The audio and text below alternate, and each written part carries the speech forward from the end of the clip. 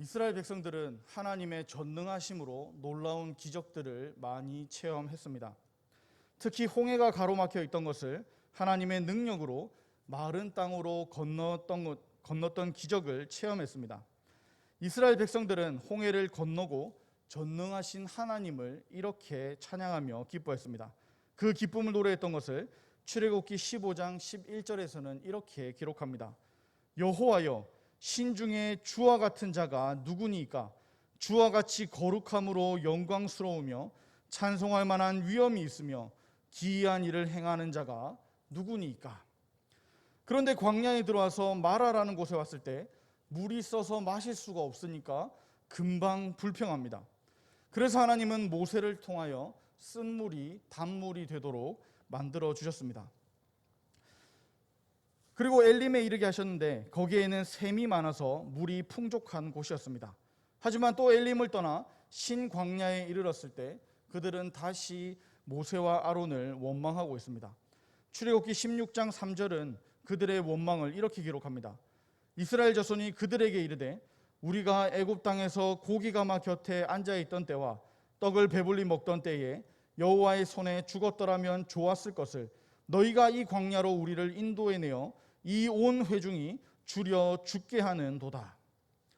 놀랍게도 하나님은 반역하는 이들을 벌하지 않으시고 진멸하지 않으시고 하늘에서 만나를 내려 주셨습니다.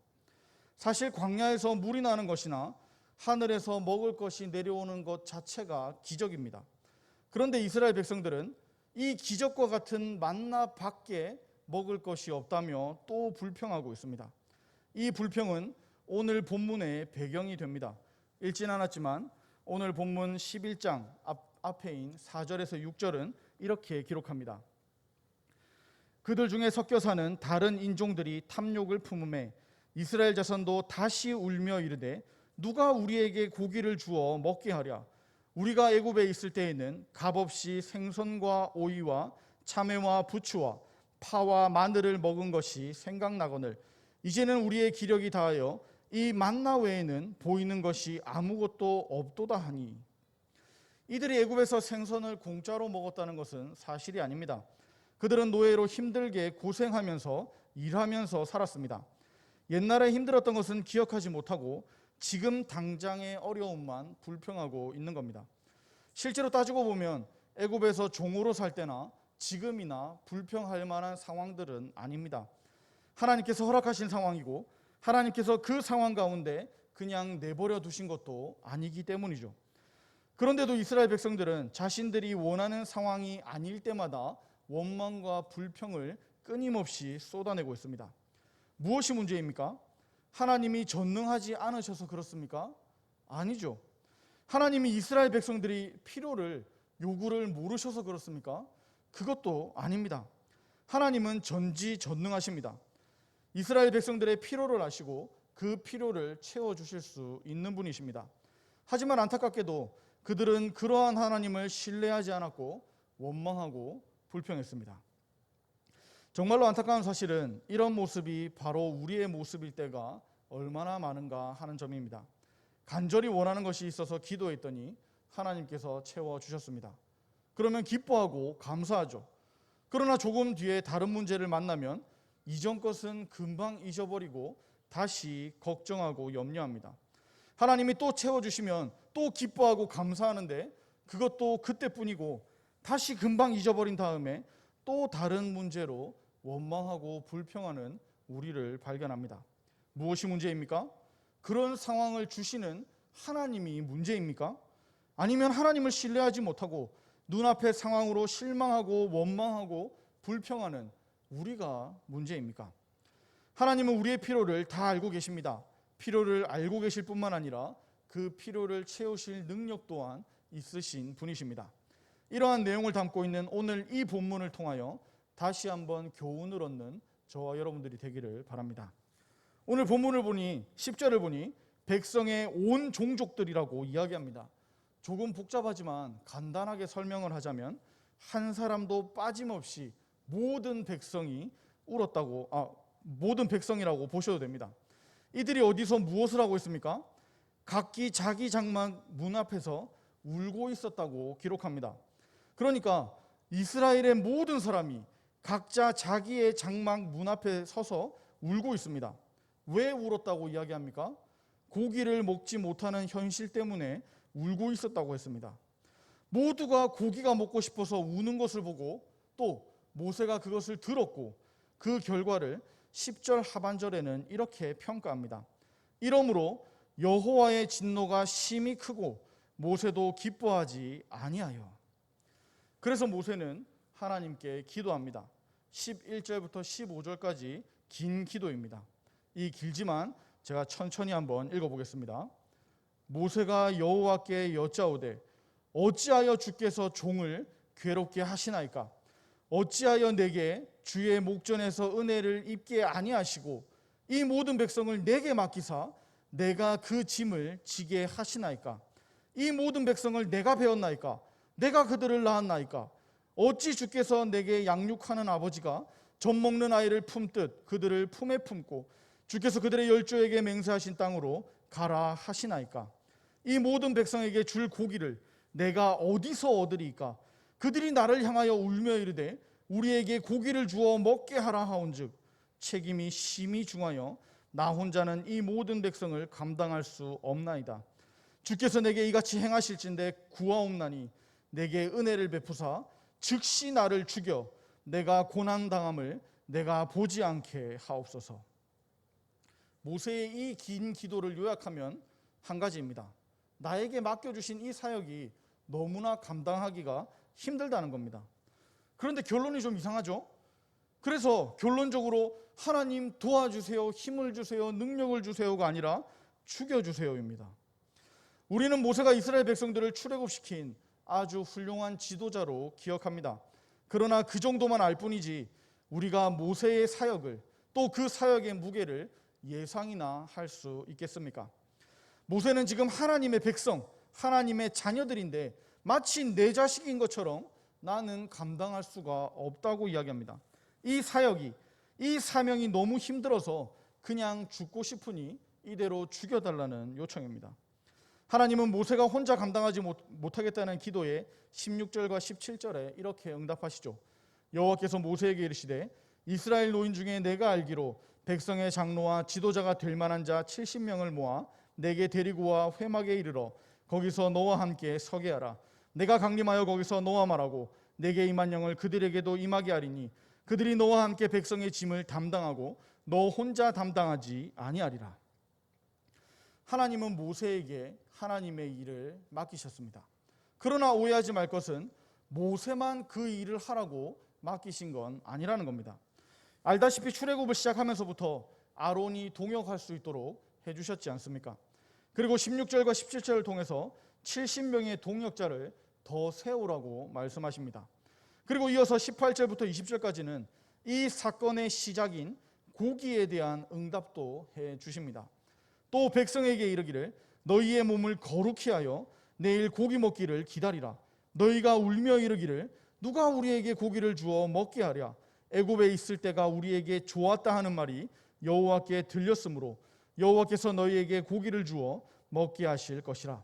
하루나 이틀이나 닷새나 열흘이나 20날만 먹을 뿐 아니라 냄새도 싫어하기까지 한 달 동안 먹게 하시리니 이는 너희가 너희 중에 계시는 여호와를 멸시하고 그 앞에서 울며 이르기를 우리가 어찌하여 애굽에서 나왔던가 함이라 하라. 하나님은 모세에게 고기도 주시겠다라고 말씀하셨습니다. 그것도 그냥 한 번 먹는 정도가 아닙니다. 하루 반찬으로 주시는 것도 아닙니다. 조금 남아서 다음 날까지 먹을 정도도 아닙니다. 닷새, 열흘, 20날이 넘어도 먹을 겁니다. 심지어 고기 냄새가 싫어질 정도로 한 달 동안 먹게 하시겠다라고 말씀하셨습니다. 여러분은 좋아하는 것만 계속해서 먹어보신 적이 있으십니까? 저는 어릴 때 호랑이 기운이 솟아난다는 우유에 말아먹는 토스트를 정말 좋아했습니다. 밥 말고 그것만 먹을 수 있으면 좋겠다고 생각했었습니다.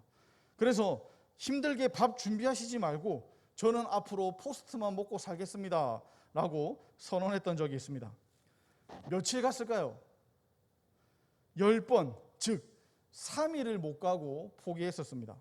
지금도 좋아하지만 가끔 먹지 잘 안 먹습니다. 또 제가 아는 사람 중에 마른 오징어를 정말 좋아하는 사람이 있어서 밥 대신에 오징어만 일주일 먹은 사람도 있었습니다. 결국에는 턱이 아파서 그만뒀다는 이야기도 들었습니다. 아무리 좋아하는 음식이라도 계속해서 그것만 먹고는 살 수가 없죠. 그런 의미에서 밥은 참 대단한 것 같습니다. 어쨌든 하나님께서도 말씀하셨습니다. 고기 냄새가 싫어질 때까지, 고기 냄새도 싫어하기까지 먹게 하시겠다라고 말씀하셨습니다. 이에 대한 모세의 반응은 어떠해야 합니까? 와, 감사합니다 하나님. 이제야 이스라엘 백성들이 좀 진정이 되겠네요. 역시 우리의 필요를 넉넉하게 또 풍성하게 채우시는 하나님이십니다. 정말 감사합니다. 하나님은 역시 통이 크십니다. 30인분도 아니고 31분을 주신다니 정말 최고십니다. 뭐 이런 반응이 나와야 되지 않았을까요? 그런데 죽여달라는 기도에 이어서 이번에도 이상한 답을 합니다. 21절과 22절을 보시겠습니다. 모세가 이르되 나와 함께 있는 이 백성의 보행자가 60만 명이온데 주의 말씀이 한 달 동안 고기를 주어 먹게 하겠다 하시오니 그들을 위하여 양떼와 소떼를 잡은들 조카오며 바다의 모든 고기를 모은들 조카오리이까. 모세의 이상함을 찾으셨습니까? 21절과 22절의 모세의 반응을 보면 큰 문제가 있습니다. 이스라엘 백성들만 하나님의 능력을 의심한 것이 아니라 그들의 지도자로 세운 모세 또한 하나님의 전능하신 능력을 의심하고 있다는 겁니다. 사실 앞에서 했던 죽여달라는 기도 속에도 숨은 뜻이 담겨 있었죠. 하나님의 능력이 부족하다고 생각하는 겁니다. 다시 말해서 하나님이 도와주셔서 안 될 테니까 그냥 이런 상황 안 보고 싶으니 죽여달라는 거였습니다. 이렇게 하나님의 능력을 믿지 못하니 하나님께서 고기를 주시겠다라고 응답하셨지만 기뻐하지 않았다는 겁니다.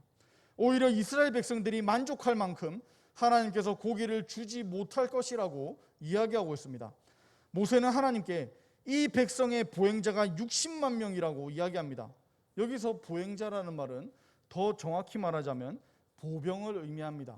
군인이죠. 그러니까 전쟁에 나가서 싸울 수 있는 장정이 60만 명이라는 겁니다. 그러면 어른들과 어린아이들 그리고 여자들까지 다 포함해서 생각했을 때 전체 인구가 150만 명 또는 200만 명 정도 되었을 것이라는 게 학자들의 공통된 추정입니다. 한마디로 모세는 하나님께서 이 많은 사람을 만족시킬 만한 고기를 주실 수는 없다라고 말하고 있는 겁니다. 모세는 그동안 수많은 하나님의 능력과 기적을 체험했었습니다. 하지만 지금 모든 가능성을 열어놓고 생각해봐도 이 많은 백성에게 고기를 한 달 동안이나 계속 먹이신다는 것은 절대로 불가능한 일이라고 결론 지었다는 겁니다. 하나님은 이렇게 믿음이 없는 모세를 향해 또 그런 우리를 향해 이렇게 말씀하십니다. 23절입니다. 여호와께서 모세에게 이르시되 여호와의 손이 짧으냐 내가 이제 내 말이 내게 응하는 여부를 보리라. 여호와의 손이라는 표현은 하나님의 능력을 의미합니다. 그러니 하나님은 나의 능력이 짧아서 즉 능력이 부족해서 일을 해내지 못할 것 같냐는 질문입니다. 여러분은 하나님의 이 질문에 대답할 준비가 되어 있으십니까? 하나님을 믿지 못하고 신뢰하지 못하여 좌절하고 실망하고 원망하고 불평하는 우리에게 하나님은 질문하십니다. 여호와의 손이 짧으냐? 우리가 믿는 하나님, 우리가 찬양하고 예배하고 기도하는 대상이신 하나님은 어떤 하나님이십니까? 하나님은 우리를 인도하시며 우리의 삶을 책임져 주시는 분이십니다. 그리고 오늘 본문을 통하여 알 수 있는 분명한 사실은 하나님은 전능하시다는 사실입니다. 전능하다는 말은 능력에 한계가 없으며 모든 것을 할 수 있다는 뜻입니다. 과거에 역사하셨던 하나님이 오늘은 역사하지 않으십니까? 과거에 전능하셨던 하나님이 지금은 전능하지 않으십니까? 과거에 이스라엘 백성들에게 놀라운 기적을 베푸셨던 하나님이 오늘을 사는 우리의 삶에는 역사할 수가 없고 기적을 베풀지 못할 정도로 힘이 약해지셨습니까? 결코 그렇지가 않다는 겁니다. 하나님은 여전히 전능하신 하나님이십니다. 하나님은 과거에도 그렇게 전능하셨고 오늘도 여전히 전능하십니다. 그 능력이 하나님을 불신하지 말라는 의미로 여호와의 손이 짧으냐라고 묻고 계시는 겁니다. 그리고 이어서 말씀하시죠. 내가 이제 내 말이 내게 응하는 여부를 보리라. 놀랍게도 하나님은 정말 그렇게 역사하셨습니다. 하나님의 말씀이 성취된 것을 오늘 읽었던 본문 조금 뒤인 31절에서 이렇게 기록합니다. 바람이 여호와에게서 나와 바다에서부터 메추라기를 몰아 진영격 이쪽 저쪽 곧 진영 사방으로 각기 하롯길 되는 지면 위 2규빗쯤에 내리게 한지라. 하나님은 바다에서부터 메추라기 떼를 몰아서 이스라엘 진영으로 보내셨습니다. 엄청난 메추라기 떼가 하롯길 되는 지면에 쌓였다고 기록합니다. 하롯길은 하루에 걸어서 갈 수 있는 거리를 이야기합니다. 사방으로 각기 하롯길입니다. 그러니 반경으로 32km 정도의 거리를 말하죠. 우리 교회가 그 중심이라면 부산 전체를 덮는 범위입니다. 부산 전체에 메추라기 떼가 쌓였다고 생각해 보세요. 얼마나 엄청난 광경입니까? 그뿐만이 아니죠. 전체를 덮어도 엄청난 건데 메추라기 떼가 쌓인 높이가 2규빗 정도라고 말합니다. 한 규빗은 팔꿈치에서 가운데 손가락까지의 길이를 말합니다. 그러니까 보통 사람의 팔 길이로 생각할 때 약 45cm 정도 된다 합니다. 그러면 2규빗은 약 90cm 정도가 됩니다. 그러니까 제 허리 높이 정도까지 메추라기가 쌓인 겁니다. 그렇다면 이것이 얼마나 놀랍고 충격적인 장면입니까? 부산 전체에 1m 가까운 높이로 메추라기 떼가 쌓여 있는 모습을 상상해 보셨습니까? 눈이 많이 와서 무릎까지만 쌓여도 엄청난데 메추라기가 허리까지 쌓였다니 얼마나 놀라운 광경입니까? 이것을 본 이스라엘 백성들은 32절에서 이것을 거둬들이기 시작합니다. 백성이 일어나 그날 종일 종야와 그 이튿날 종일토록 메추라기를 모으니 적게 모은 자도 10호멜이라. 그들이 자기들을 위하여 진영 사면에 펴두었더라. 메추라기를 적게 모은 자도 10호멜을 모았다고 이야기합니다. 호멜은 성경의 부피 단위 중에 최대 단위입니다. 한 호멜은 약 220리터 정도 됩니다. 그러니까 10호멜은 2200리터 정도 되는 굉장히 많은 양입니다. 리터는 키로랑 같죠. 그러니까 다시 말하자면 2200kg를 모았다는 겁니다. 이스라엘 전체가 10호멜을 거둔 게 아닙니다. 한 지파가 10호멜을 거둔 것도 아닙니다. 적게 모은 자가 10호멜을 거두었습니다. 이제 이스라엘 백성들은 그토록 원하던 고기를 삶아서 먹고 구워서 먹고 질리도록 먹고 고기 냄새가 싫어지기까지 먹게 되었습니다. 하나님은 하시겠다 하시면 정말로 하시는 분이십니다. 하나님께는 불가능한 것이 없습니다.